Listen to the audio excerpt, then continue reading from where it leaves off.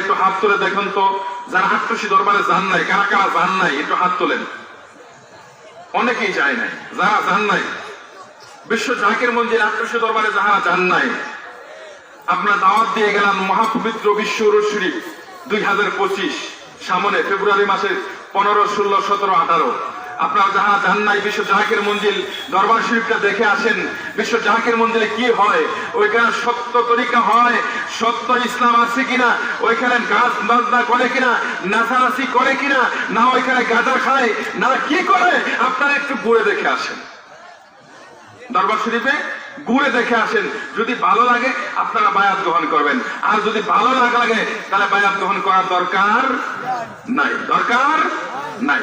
যদি ভালো লাগে বায়াত গ্রহণ করবেন, আর যদি ভালো না লাগে দরকার নাই। কিন্তু একজন কামেলে মুকাম্মেল আল্লাহর ওলির হাতে হাত রেখে বায়াত গ্রহণ করতে হবে। একজন কামেল মুকাম্মেল আল্লাহর ওলির কাছে বায়াত গ্রহণ করতে হবে।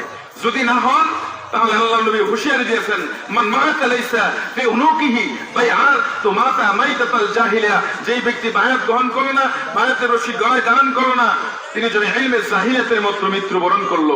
আমার প্রিয় ভাইরা, আমরা কি ইলমে জাহিলিয়াতের মতো মৃত্যুবরণ করতে চাই? এই কারা কারা চাই একটু হাত তোলেন। ওই যে কে চাই জানি, আমরা ইলমে জাহিলিয়াতের মৃত্যুবরণ করতে চাই না। অন্ধকারের যুগ, অন্ধকারের যুগ। ইলমে জাহিলিয়াতের যুগটা ছিল অন্ধকার।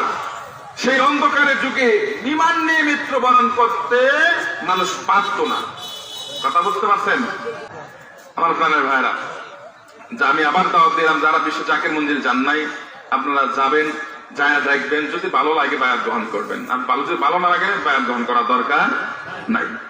কিন্তু একজন হক্কানি আল্লাহর ওলির কাছে বায়াত গ্রহণ করতে হবে। আল্লাহ তাআলা আমাদের সহি বুঝ দান করুক।